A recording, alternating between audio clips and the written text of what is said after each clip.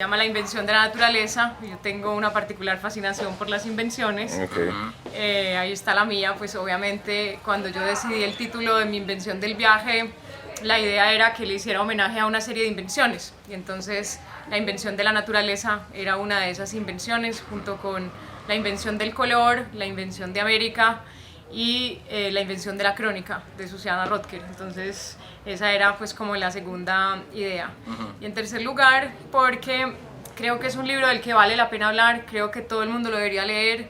Humboldt fue un pionero en muchos sentidos. Es una tristeza que el hombre que era el hombre más famoso del mundo después de Napoleón en su época pues haya pasado completamente al olvido. Sí. Y vale la pena pues todo lo que Humboldt quiso enseñar, quiso transmitir, y además es un hombre de la curiosidad. Entonces por eso básicamente. Sí. Juli, antes de meternos en el libro, hay una cosa tremenda, es que obviamente cuando uno ve esto dice, pues no me lo alcanzo a leer en una semana para hacer este evento, pero son 150 páginas de notas. O sea, la investigación de esta cosa es una cosa bárbara, miedosa, probablemente induciva de neurosis.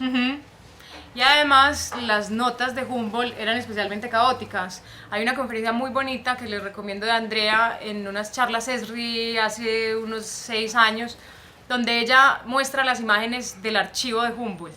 Y Humboldt escribía de una forma absolutamente desordenada, papelito sobre papelito, un enredo mental que solo podía entender Humboldt, y Andrea se dio a la tarea de desenredar esa telaraña. Entonces eso es especialmente particular. Y de esas notas de bibliografía hay particularmente un libro ahí que a mí me fascina, y es que todo viajero es hijo y padre de otros. Y Humboldt pues fue el padre, digamos, viajero de Darwin. Y entonces en ese archivo está el libro de Humboldt, la narrativa personal de Humboldt anotada por Darwin en los márgenes. Entonces me parece pues uno de esos libros fascinantes entre toda esa bibliografía tan voluminosa. Sí. La mía también de mi invención, entonces como que ahí también conecto con la autora. Sí. ¿Tú cómo te imaginas?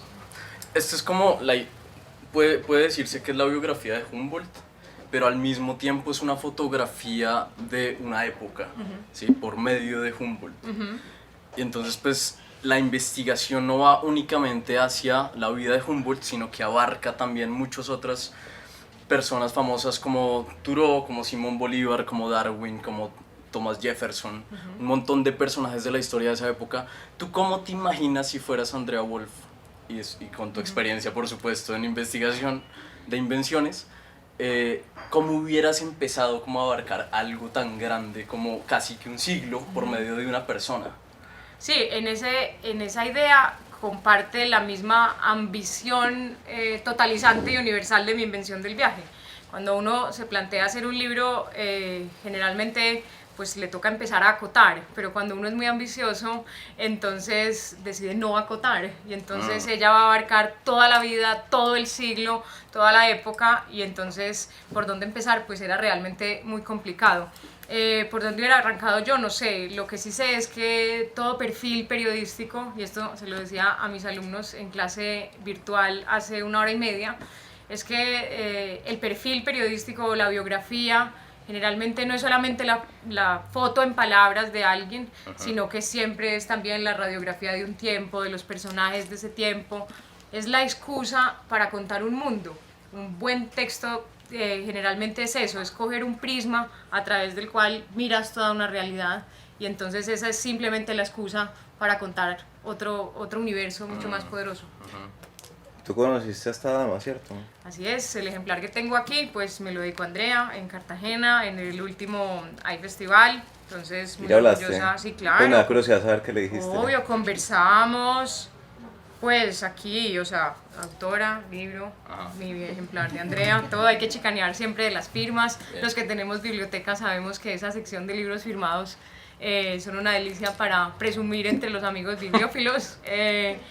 Entonces, sí, conversamos y fue muy bonito, y la foto es muy hermosa cuando le expliqué pues que mi título de mi libro era parte pues homenaje a ella, y fue una conversación pues en torno a eso, a las invenciones y a ese, digamos, regalo que ella me hizo, pues dándome también la pista para ese título. ¿De qué hablamos? Hablamos de todo. Yo creo que el arte de divulgar. Es, digamos, creo que uno de los desafíos más difíciles cuando uno es periodista, cuando uno escribe, es cómo llegarle a un público amplio con temas muy difíciles. Y entonces, pues ella lo hace particularmente bien y hablamos sobre todo de eso, de divulgación, ciencia, escritura y admiración por Humboldt. Andrea Wulf, ¿tú sabes más o menos por qué se obsesionó con...? Yo creo que esto es una obsesión, yo creo que cualquier biografía que uno haga o estudio de esta forma es una obsesión. ¿Por qué se obsesionó con Humboldt y esa época? ¿Sabes más o menos? No tengo, no, exactamente esa idea no la tengo, pero lo que sí sé es que ella también es viajera, ella nació en la India, después estuvo en Alemania, después vive ahora en Londres. Y ella se dedicó a seguir los pasos de Humboldt, o sea, ella vino a América, fue al Chimborazo, hizo como todo el mismo recorrido, las fotos también son muy bonitas, de ella como recorriendo todos los escenarios. Yo creo que todo libro es una obsesión, no hay libro que no lo sea. Un libro es un matrimonio, un libro te casas con ese proyecto durante muchísimo tiempo y si no estás obsesionado no escribes el libro, o sea, es la única manera de hacerlo. Sí. Ahora, una cosa impresionante del libro, pues obviamente es Humboldt, ¿no? O sea, suena una bobada que lo diga, pero le da a uno la sensación, pues los que lo han leído lo sabrán, de que este era pues un superhombre o... Lo era. Ostentó el récord de altura como quien ostenta el récord de subir al Everest, sí. Pues en ese momento el Chimborazo era la montaña más alta, entonces pues no era, pero se pensaba, sí. Y él pues la subió, o sea que sí era una especie de superhombre. Sí, era una especie, él se sentía. Además. Era una especie de superhombre, pero a la vez era como yo lo hubiera perseguido, era gay, pero yo lo hubiera perseguido hasta el fin de los días. En patineta. Como fuera. Sí, obvio, era guapísimo, le importaba mucho cómo salían los retratos, era el científico más retratado de su época y, o sea, era curador de su propia imagen, o sea, él cuidaba cada imagen que le hacían, o sea, estaba muy obsesionado con su figura, cómo registraba ante los demás. Porque una de las preguntas que a mí me surge es, o sea, ¿será que este man era tan diferente al resto de pelagatos que lo rodeaban? Por supuesto no pelagatos, pero también científicos Jefferson, competentes. Pelagato, no tanto. Pelagato de Jefferson. No tanto. O sea, ¿será que su diferencial estaba en que también era como un maestro de armar este mito alrededor de él mismo y de plantear la narrativa? Como narrarse a él. Sí, él construyó su imagen, o sea, él era muy consciente de quién era y lo que tenía para contar. De hecho, después de los 5 años que pasa en América, él se devuelve y elige París, porque París era el lugar de las imprentas, el lugar donde estaban todos los lugares para difundir la ciencia. Él se sentía en América completamente aislado, entonces él quería básicamente pues tener un lugar donde comunicar todo eso que tenía para contar. No hay viaje si no lo cuentas, eso ya lo sabían los griegos. El viaje necesita ser contado y él necesitaba, y era la expedición científica más importante de su planeta, pues del planeta en ese momento, y él necesitaba contarlo, o sea, viajar y contarlo, como se llama mi otro libro. Yo algo que... Para que metamos la cuña. Muy bien. Buena cuña. Yo algo que le vi a Humboldt es como, o al menos no se alcanza a ver en la biografía, creo, es como que no tuvo grandes referentes, pero sí grandes amigos. Por ejemplo, su amistad con Goethe parece determinante, parece que gracias a esa amistad realmente él siente que tiene que comerse el mundo o se va a morir. Pero no sé tú cómo lo leíste, como que pareciera que no tiene como grandes referentes como él sí lo fue para mucha gente después. Sí tenía referentes, había leído y hay algo muy bonito, yo siempre me he preguntado mucho cómo nace un viajero, o sea, es una pregunta que siempre me hago en las... Yo también, todo. ¿Cómo nace el viajero? Y Humboldt empezó a viajar, hay una palabra en alemán que no sé pronunciar, los que hablen alemán me perdonan, es algo así como Fernweh, y es la añoranza por lugares lejanos que no conoces. Y él sentía eso desde niño, pero él había un montón de pinturas y de grabados que decoraban las paredes de su habitación, y eran de un personaje que es William Hodges, que había viajado con el Capitán Cook y era el que había hecho los grabados y digamos, las primeras fotos de la lejanía, lo que luego va a pintar Gauguin cuando vaya también en sus viajes a estos, exactamente, a esos paraísos remotos. Entonces, a él se hizo así, se hizo añorando esos paisajes que veía.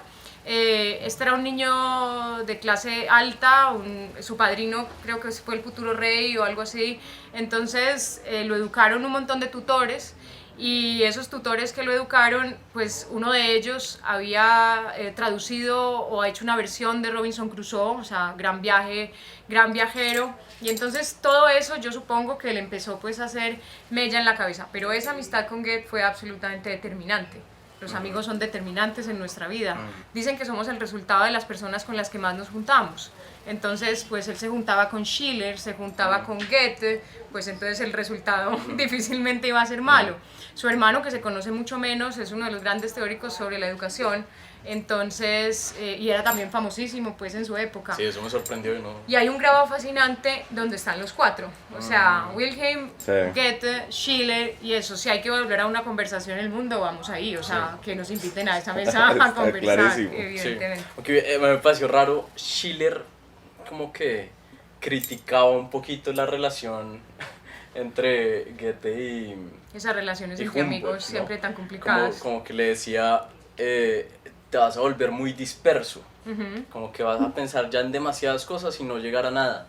Pero que te decía una cosa hermosa, y es que él decía que estar media hora con Humboldt era como haber pasado 8 días leyendo, o sea, que no eras capaz de seguirle el paso, y que era fascinante conversar con él. Y entonces Goethe, que tenía 20 años más, recobró como la alegría, la juventud, había pasado un periodo tremendamente malo, un bache supremamente deprimido, y de pronto llega este terremoto a su vida, y empiezan a hacer experimentos juntos, experimentos de electricidad animal en una torre de la Universidad de Weimar. Bueno, entonces fue como una inyección de alegría para Goethe, que debía ser un hombre bastante gris, y de pronto pues llega este y es la alegría del vivir. A veces hay amigos también que son así, la alegría del vivir. ¿Qué le gustó a usted el libro? ¿Como qué parte? Porque aparte... No parte, sino me refiero como... O sea, hay gente que aquí le gusta la naturaleza y seguro Sí. se ve atraída al libro por la naturaleza. Sí. A mí, yo por un lado no conocía a Humboldt, como que he oído de Humboldt, pero no sabía que era esta figura tan épica de ese siglo, tan trascendental de ese siglo. Bolívar lo llamaba el segundo descubridor de América, o sea, porque fue el que realmente después de Colón, el que Claro. le descubrió América a los europeos. Sí. Entonces, eso me llamó especialmente la atención y cómo influyó tanto, por ejemplo, con todos estos personajes, Bolívar, Thoreau, Darwin especialmente, cómo influyó tanto. Y me llamó mucho la atención la época, porque parece una época en donde se está como entendiendo el mundo desde una mirada científica, ¿sí? Como que antes se entiende se narra el mundo a través de mitos y a través de creencias, y como el hombre se ve como el centro del mundo, y aquí cambia la perspectiva. Sí. Y ahí la pregunta que te tengo, Juliana, es ¿por qué, dentro de ese contexto, por qué es una invención? ¿Sí? Como que el título es bien inquietante, porque es la invención de la naturaleza, como si no existiera la naturaleza antes, ¿no? Sí. Sí. Juli, ¿puedo leer una frase? Sí, adelante. Perdón interrumpirte. Adelante. Que como un poquito de contexto del momento era, en una época en la que otros científicos buscaban leyes universales, Humboldt escribía que la naturaleza había que experimentarla a través de los sentimientos. Sí, a ver, el contexto ahí es el siguiente. Humboldt es un hombre de la razón, es el siglo de las luces, es el siglo en el que se pensaba que con la enciclopedia de Diderot, ¿sí? Son las luces porque la razón ilumina, perdón. Sí, sí, porque, bueno, porque se cree que todo se puede entender a través de la razón y los instrumentos. Y entonces el siglo siguiente va a ser el siglo del romanticismo, el siglo en el que Kant formula la crítica de la razón pura, la crítica del juicio, y hay un texto muy bello de Kant que es el discurso de lo sublime. Y lo sublime es lo inconmensurable, aquello que no podemos describir, aquello cuando tú te paras frente a un paisaje y dices, es que no tengo palabras, eso es lo sublime. Entonces llega toda una tendencia de la crítica de la razón, porque la crisis en Europa era, la razón nos llevó a la Revolución Francesa, o sea, muy bien, pero todo ese júbilo terminó en Robespierre, el régimen del terror, y permitió pues después la llegada de Napoleón. Entonces había toda una crítica a la razón y empieza toda otra corriente a decir que no podemos hacerlo todo a través de la razón, de los instrumentos, y hay que dejarle campo a la educación de los sentimientos, de la emoción y de la sensibilidad. Entonces es hermoso porque Humboldt va a ser como una especie de bisagra entre esos dos mundos, porque Humboldt va a ser un hombre de la razón. Él vino a América con una maleta que pesaba 40 toneladas, con unos instrumentos que medían metros y metros, y iba con estos libros que no son libritos de bolsillo como los de Books, no. Tenemos libros que ocupaban la chalupa entera en la que iban por el Cassiquiare y por el Amazonas y demás. Entonces, es un hombre de la razón, viaja con instrumentos. El instrumento que a mí más me gusta que tenía Humboldt es un cianómetro para medir la intensidad del azul del cielo, que me parece una poética absolutamente hermosa. Pero también es un hombre de la sensación. Entonces, por ejemplo, cuando él sube el Teide, él dice que ahí no hay nada, no hay ciencia para hacer, pero que es la fascinación que siente por mirar el mundo desde lo alto. Sí. Entonces está fascinado con eso. Entonces dice, aquí no hay materia de ciencia, pero es lo sublime. Y también están Schiller y David Hume, por ejemplo, teorizando, pues, una de esas frases de la época es: el camino de la razón lo abre el corazón. Entonces Humboldt va a ser una bisagra entre esos dos planetas. Y lo otro, en ese contexto, pues, pensarlo a él como ese hombre que era, como lo decíamos antes, muy físico, que hacía él mismo la experimentación. Entonces, por ejemplo, estaba aquí pescando anguilas eléctricas, y entonces los indígenas, para pescar las anguilas, lo que hacían es que ponían caballos, y entonces los caballos, las anguilas descargaban su electricidad en los caballos y así las pescaban. Pero entonces Humboldt ponía el pie en la anguila porque él no podía evitar, exactamente, todo había que probarlo, y entonces pues no lo podía evitar. Entonces eso es un hombre que es esa transición, pues, entre esos dos mundos, y ya luego ya llega completamente el sentimiento. O sea, el romanticismo va a ser 100 por ser la razón, pero él es la transición, el vértice entre esos dos planetas. Hay otra cosa de él que me parece bien particular con respecto a miles de personajes de la historia. Juan Esteban Constaín tiene un término para ciertos personajes que le llaman los raros y curiosos. Es como esta gente que pensó cosas distintas a lo largo de la historia, pero quedaron como medio en el olvido. O que se entendieron después de muertos, como pasa con muchos genios. Con él no pasó eso, siendo raro y curioso, porque iba en contra de gran mayoría de las teorías de ese momento. Por ejemplo, ahí lo que se analizaba desde la ciencia, lo que se estaba haciendo, entendí, es como organizar, ¿no? La taxonomía de la ciencia, pero él quería entender cómo la naturaleza aplicaba dentro del mundo y cómo tenía relación entre un todo. Sí, ahí te respondo lo que te dejé sin responder hace un momento, y es que se inventó Humboldt. Lo que se inventa Humboldt, o sea, el descubrimiento de Humboldt, es la naturaleza como una gran red de la vida. Eso fue lo que él, digamos, descubre, y ese es su gran hallazgo, porque él lo que hacía era inferencias por comparación. Entonces, por ejemplo, pues él sube los Alpes, después se va a los Pirineos, pero entonces aquí viene al Chimborazo. Su obsesión era ir al Himalaya, que no lo consiguió. Luego fue a los montes Altai en Rusia. Entonces él, por ejemplo, sacaba conclusiones por inferencia. O sea, cuando no se habían descubierto nunca diamantes que no fuera sobre la línea ecuatorial, me parece que él había visto esos diamantes, me parece que había visto eso en Brasil o algo así. Entonces, por el estudio y la comparación de lo que él tenía en la cabeza, cuando fue a Rusia, entonces dijo, aquí tiene que haber diamantes, y nunca se habían encontrado. Decían, no, eso siempre está más o menos sobre la línea del Ecuador, y por inferencia y comparación pues llega a esas conclusiones. Entonces él lo que se da cuenta es que la naturaleza es una gran red de la vida. Ese efecto mariposa famoso, pues, de las frasecitas y de la película, pues eso es lo que él ve, y él sabía y fue capaz de intuir que el hombre iba a ser el responsable de la gran crisis climática que venía. Y él lo ve, por ejemplo, cuando llega a Venezuela y ve toda una sequía, y eso tiene que ver con los cultivos que hay ahí. Entonces es un hombre que deduce por inferencia y por su conocimiento, pues, de que traía consigo, pero eso es lo que él inventaba, una gran red de la vida. Y lo otro hermoso de esa época es que, ahora que decíamos que es un tiempo de instrumentos, Andrea hace una referencia muy hermosa en el libro, es que dice, es la primera vez cuando Humboldt publica Cosmos, que es una gran ambición. Cosmos es orden y belleza para los griegos, y así titula él el libro. Cuando él publica ese libro, es el primer libro sobre toda la naturaleza y sobre el cosmos en el que no se menciona ni una sola vez la palabra Dios. Entonces se perdió, digamos, esa referencia a Dios que lo marcaba todo antes y empezamos a ver la naturaleza 100% como ciencia.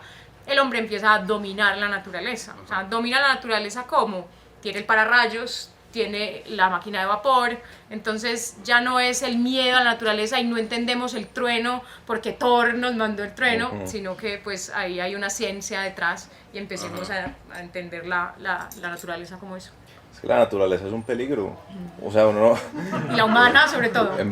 La humana sobre todo, pero en verdad uno no lo piensa, pero para la gente de antaño le tocaba dura la cosa, pues había miles de amenazas y de peligros. Y que usted no sabía de dónde venían. Y que no sabía de dónde venían y lo acababan. Y por ahí una frase buenísima no sé de quién, cuál es historiador o algo así, y dice como ha culminado la dura conquista de la naturaleza, empezando el siglo XX. Sí, porque todo se entendía como un presagio o una premonición.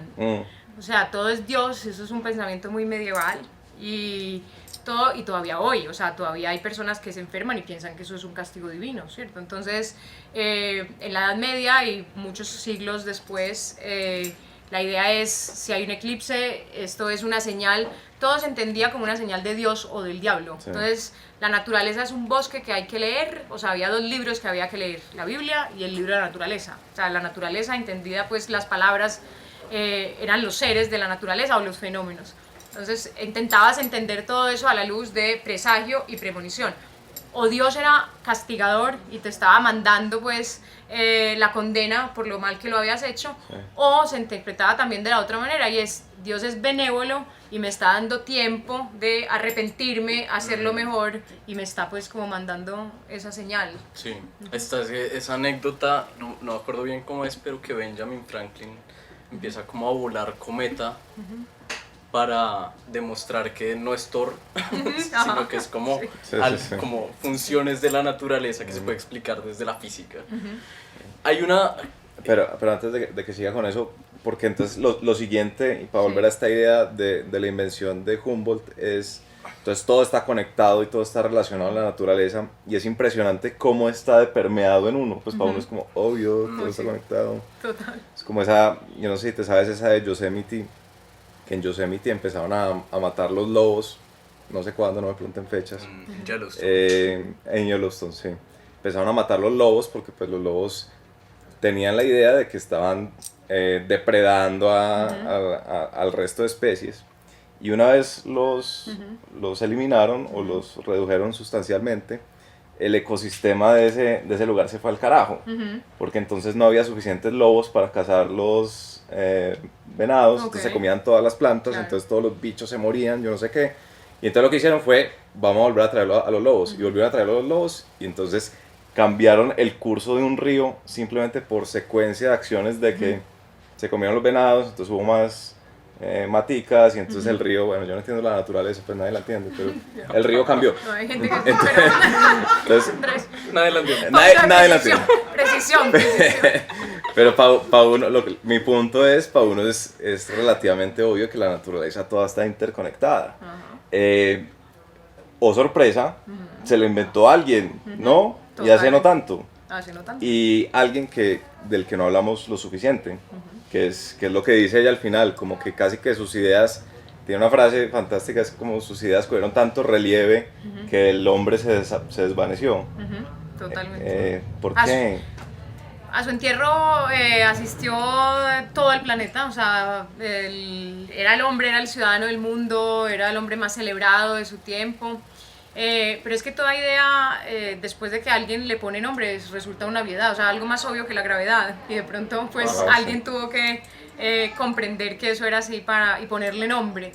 En el otro libro, que es el hermanito de la invención del viaje, que es Viajar y contarlo, me gusta mucho, hay un capítulo en el que hablo mucho de lo que hacen los grandes viajeros y es nombrar, y es ponerle nombre a las cosas. Lo que hizo Humboldt es poner un montón de nombres y todos esos nombres se lo comieron a él. Hay un pingüino, hay una orquídea, hay más pueblos que se llaman Humboldt que ningún otro personaje en el mundo tiene tantos lugares nombrados en su honor, están las corrientes de Humboldt, entonces tiene tantas cosas que todo eso sepultó a ese personaje tan absolutamente fascinante.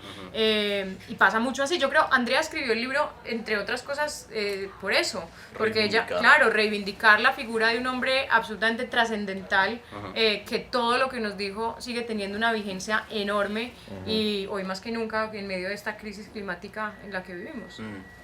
Hay otra enseñanza que creo que deja Humboldt y también varios de los personajes que menciona el libro después, como Darwin, y es algo que hablamos cuando hicimos el episodio atemporal contigo, que es el arte de observar, ¿sí? Como que a veces es como la diferencia entre mirar y observar. Estos personajes parece que veían mucho más allá de lo que uno es capaz de ver. ¿Tú qué sientes que hay ahí? Como que a mí me llama la atención tratar de entender cómo hay ciertas personas que logran elevar algo que parece obvio. Primero el viaje. El viaje, como decía Saint-Exupéry, es una escuela de la experiencia, es una escuela de la mirada. No hay que aprender a escribir sino a ver.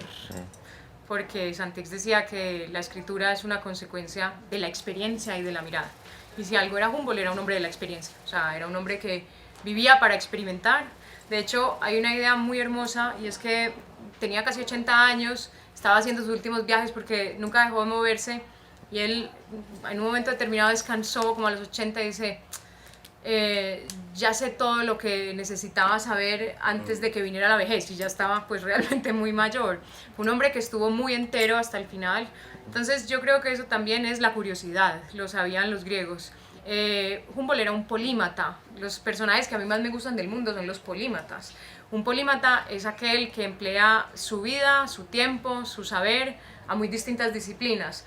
Humboldt era vulcanólogo, era botánico, era ingeniero, o sea, minero, o sea, lo sabía todo sobre las piedras, o sea, él tenía todas las disciplinas en su haber y los grandes personajes de la humanidad han sido polímatas. Leonardo da Vinci pues pintaba, pero pintar era la última, digamos, de sus inquietudes y estaba pues desde estudiando la naturaleza humana y el cuerpo humano con las disecciones hasta los remolinos que lo obsesionaban.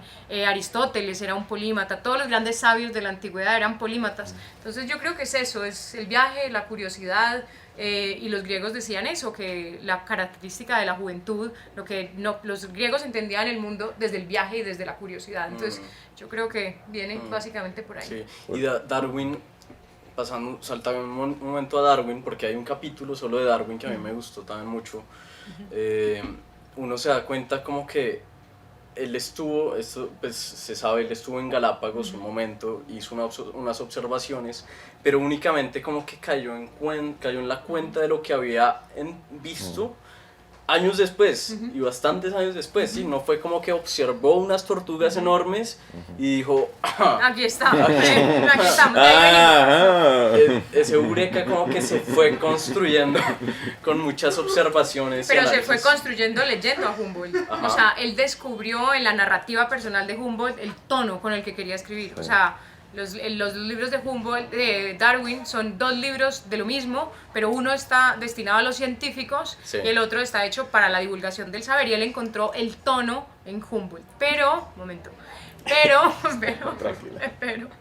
hay una frase hermosa que me acuerdo mucho que cita Andrea en el libro, que cuando llega Darwin traía en el Beagle, al lado de la hamaca, en la biblioteca que traía al lado de la hamaca, es que no se me ocurre una imagen más hermosa, o sea, uno con una hamaca en la mitad de la nada, en el Atlántico, con su hamaca y con su biblioteca, y él traía los libros de Humboldt. Con náuseas. Exactamente, y venía leyendo pues a Humboldt, vayamos a saber en qué circunstancias, pero él cuando llega a Galápagos dice: estoy aquí por haber leído a Humboldt. Él es como ningún otro sol el que ilumina todo lo que veo. Y entonces pues es una belleza, precisamente porque eso que decía de todo viajero es hijo y padre de otros, en esos diálogos, digamos, de notas en los márgenes, o sea, los que leemos y anotamos, vaya uno a saber quién va después a leer esas anotaciones, de uno mucho tiempo después, hay otro hermano de esas anotaciones muy hermoso que es Cristóbal Colón, cuando salió en su viaje a las Indias, salió, así como Darwin sale con el libro de Humboldt, antes Colón había salido con el libro de las maravillas del mundo de Marco Polo, había salido con ese libro bajo el brazo y en la Biblioteca Colombina de Sevilla está el ejemplar de Marco Polo anotado por Cristóbal Colón en los márgenes. ¿Por qué? Porque Colón era un comerciante y el libro de Marco Polo, aparte de describir a Asia, es un libro de aquí está el ébano, aquí están las piedras preciosas, aquí están las alfombras, o sea, es un libro, casi una guía de mercaderes, es una descripción del mundo conocido de la época, pero era una guía para mercaderes. Y una de las cosas que describió Marco Polo es los palacios de oro y plata de Kublai Khan, del gran Khan mongol que lo había alojado a él. Entonces, Colón fue buscando sus palacios de oro y plata, él no venía buscando América, el accidente más grande que le pasó a Colón en la vida fue haberse encontrado América, pobre Colón murió sin saber dónde había llegado, o sea que la historia de Colón es otro librito del que podíamos hablar, porque el pensamiento de Colón es absolutamente fascinante, yo llamo a Colón el último viajero medieval, porque venía precisamente, como decíamos, con todas esas ideas cristianas y toda esa invención del mundo que él traía en la cabeza, y entonces está pues esos márgenes anotados, igual que están los márgenes de Darwin, los del libro de Humboldt anotados por Darwin en la biblioteca de Cambridge. Iba a hacer un chiste, pero No, se te juega, te quita el chat, Dios mío. O sea, ¿era en ese momento o no Claro. era nunca? Sí, no, el Después lo chiste es de pensé y como que oportunidad. chiste tan tonto, va a quedar muy tonto, no lo voy a hacer. Juli, tú que has visto, pues, que has estudiado tanto viajero, ¿qué hay de Humboldt especial en cuanto a viajero? No paró nunca de moverse, no paró nunca, de hecho él estaba desesperado porque a él en un momento lo nombran chambelán y entonces no podía porque estaba a las órdenes del rey y se quedó como más o menos paralizado y él estaba desesperado por volver a moverse. Pero es que Humboldt tuvo muy mala suerte, él siempre que se quería embarcar por alguna razón no podía, o sea siempre se le pasaban mil obstáculos, él al principio no tenía dinero, o sea siempre con su añoranza de los países lejanos, pero no podía.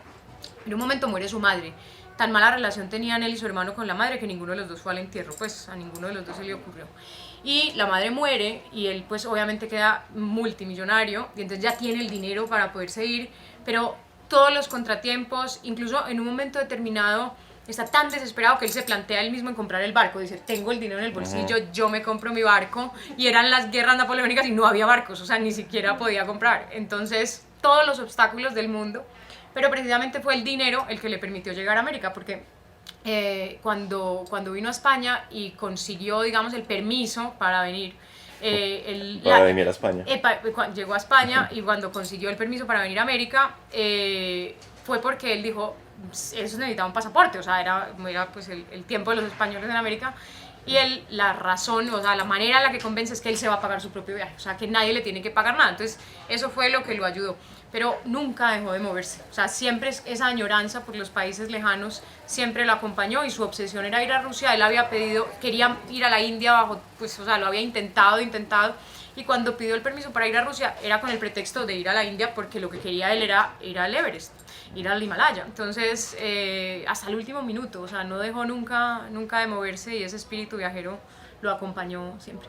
Ahora, hay algo, ya me da miedo empezar a hablar más porque la vez pasada que lo hicimos con María José, ella le arruinó el libro al 100% de las personas que lo escucharon, entonces no quiero dar muchos spoilers, pero hay algo en la estructura de este libro que casi como que genera esa tensión de que uno ya quiere que otra vez pueda viajar el hombre, porque es una especie de como de inspiración y expiración, sí. Y hay un momento como en que todas estas ideas están evolucionando, como se diga esa palabra, dentro de sí, y está que se viaja y no puede, pero luego viaja y luego vuelve y es como una especie de, no sé si es la estructura del libro que ella le dio, pero me parece que genera esa Andrea es una gran tensión. narradora, Andrea es una gran narradora, o sea, el tema de la tensión dramática lo maneja a la perfección, sí. O sea, eso que tiene el lector cogido por el cuello, por eso yo te decía que cuando sea grande quiero ser como ella, porque tiene un manejo de la tensión dramática. El otro libro suyo, los recomiendo de verdad, En busca de Venus, empieza, es la historia de otro personaje fascinante que es Halley, el astrónomo, y es el sueño que él tenía de medir la distancia entre la Tierra y el Sol, la distancia exacta, pero uno dice, me voy a leer todo un libro sobre cómo midieron la distancia entre la Tierra y el Sol, tal vez no, pero ella lo cuenta de una manera tan supremamente fabulosa, en la que de pronto en esas primeras páginas te dice que todos los telescopios del mundo tenían que apuntar exactamente a la misma hora, en el mismo lugar, y este hombre que va a morir sin verlo, pues lo está soñando incluso con una copa de vino en su lecho de muerte. Entonces, solo con esa poesía, pues es que evidentemente sigues leyendo. Andrea tiene el don de la imagen poética, el don de la tensión dramática, el don de la construcción narrativa, la frase látigo que quiere subrayar, entonces en ese sentido lo hace perfectamente. Hay otra cosa que me gustó mucho del libro y es cómo se ve.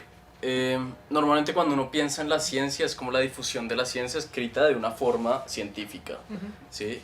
Y lo que él logra en ese momento que se estaba como inventando la ciencia de alguna forma o se estaba desarrollando es meterle mucha poesía a la ciencia, ¿sí? Como la mezcla del arte y la ciencia que hoy parece tan difícil de encontrar, ¿sí?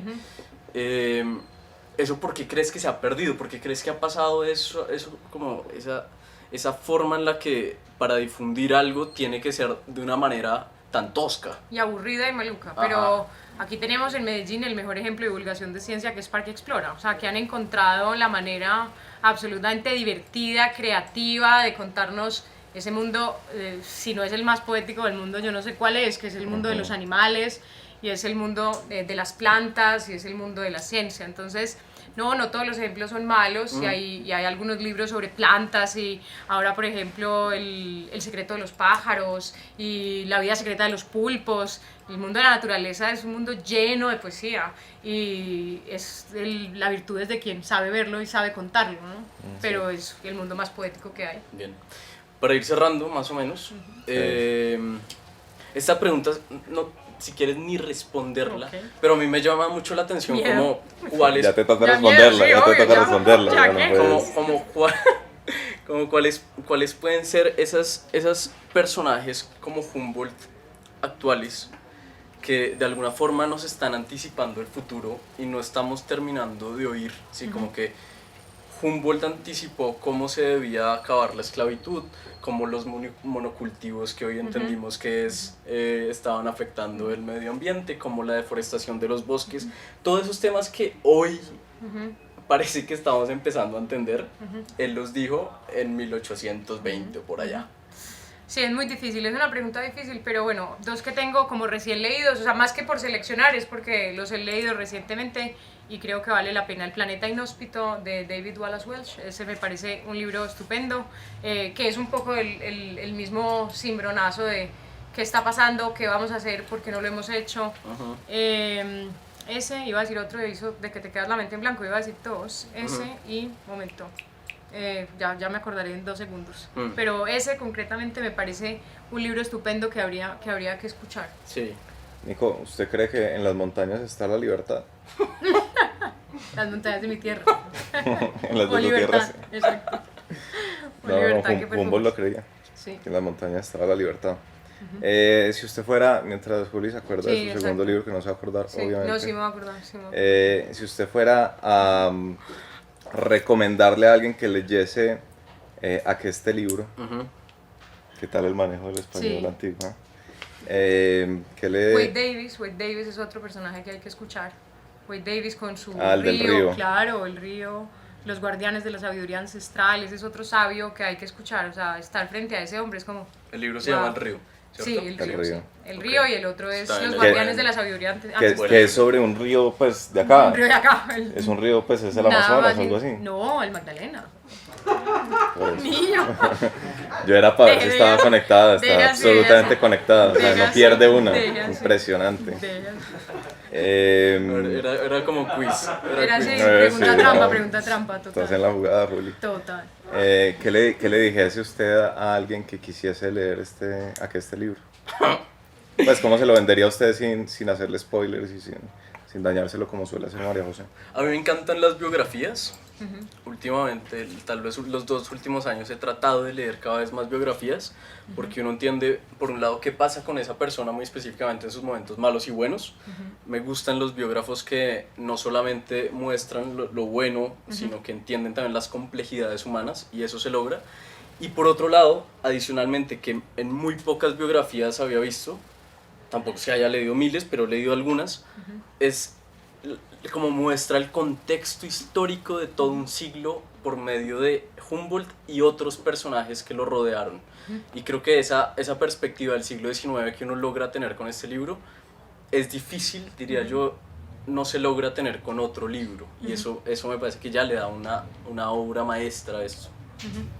Juli ya ha dicho 1000 cosas que lo antojan a uno de leerlo, pero si tienes Más un aforismo cosas. que te inventes en Sí. tu mente mientras te pregunto. No, No. no, a mí de Humboldt me gusta particularmente una cosa, y es, yo ese libro, mucha gente, pues muchos de los que están acá o estarán oyendo al otro lado habrán asistido a alguna charla mía o alguna clase, y Humboldt es para mí un referente en muchas cosas, pero una de esas cosas en las que es referente es que él, en el momento en que se queda estancado y no puede viajar, se inventa unas conferencias que se llaman las sí. conferencias Cosmos. Que eso no Y pasaba en esa época, a nadie se le ocurría hacer A conferencias. nadie se le ocurría, y entonces esto era un fenómeno, iba la gente masivamente, iban las mujeres que no podían entrar a la universidad en aquel tiempo, o sea, había un verdadero trancón de carros de la época, de carrozas de la época, para ir a escucharlo.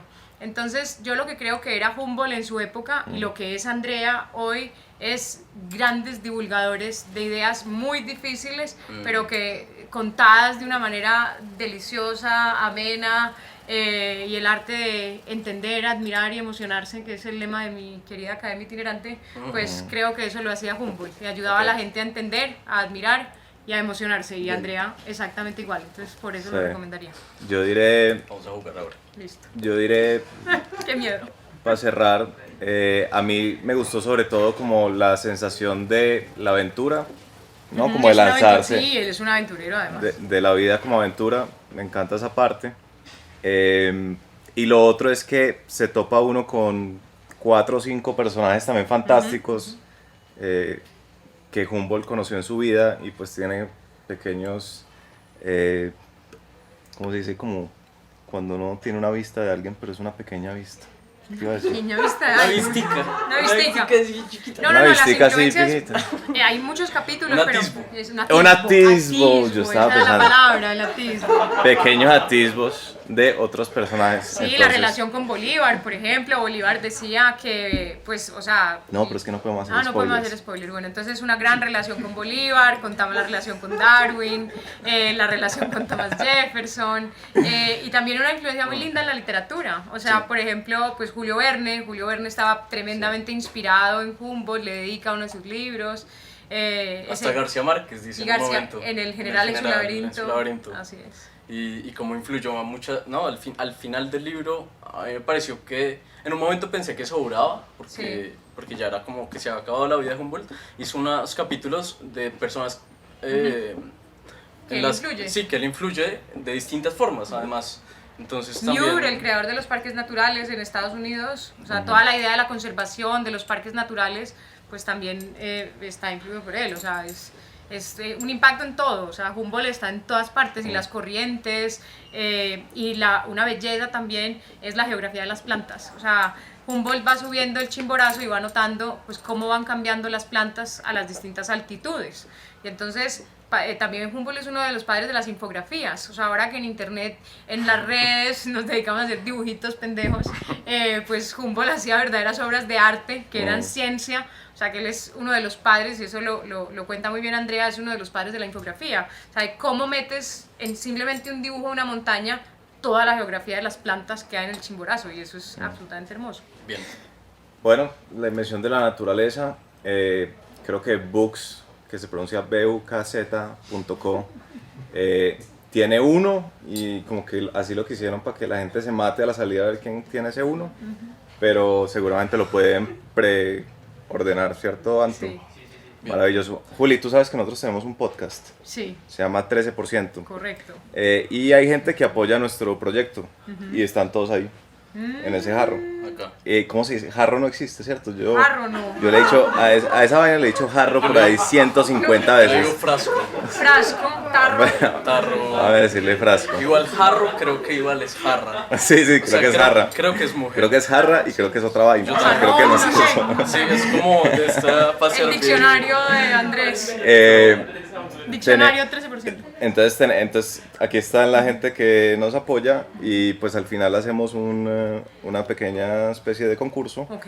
y alguien gana y le regalamos un Una libro. cosita, ok. Pues en principio es el que estamos reseñando, pero como Books Ok. quiso jugar la ley de la escasez, pues Ok. de pronto no ese, pero Y de hoy, pronto y otro. hoy lo especial, porque estamos contigo, es que va a haber 2 libros para nuestros amigos. Sí. Uno es La invención de la naturaleza y el otro, pues es, por supuesto, La invención del viaje. Del viaje, ok. Entonces, vea. Vamos a es el regalar la momento invención del de viaje. darle suerte a nuestros amigos. ¿Esto tiene COVID o...? No, no. No, es sin COVID. COVID free. Ese es sin COVID. COVID free. Y esto es Juan... no sabría, la letra no Juan es la más clara. Junca. Juan Junca. Bueno, Juan Junca, Juan. Invención de la naturaleza, Ok. queda grabado y Y la invención del viaje. A ver, a ver, a ver. A ver. Y esto es Laura Vela. Laura Vela. Laura Vela. Bien, Laura Vela. estupendo. para la y invención del viaje. todos los que quieran apoyarnos pueden hacerlo. Nuestra página es 13%.com. A todos los que estuvieron en el público, mil gracias. No lo pensamos bien y ahora no tenemos regalos para ustedes y veo caras Vale. expectantes. Sí, es una cosa horrible. Pero- o sea, es Pero una muy espero que fea. hayan tenido un rato agradable, que hayan quedado antojados de leerse esto, que hayan conocido a Juli, que es una sabia, una de nuestras sabias. Y bueno, pues una feliz noche y gracias a Books, que se pronuncia bukz.com, por este La espacio. intensidad. Bueno, muchas gracias. Ya Gracias. pueden aplaudir. Gracias.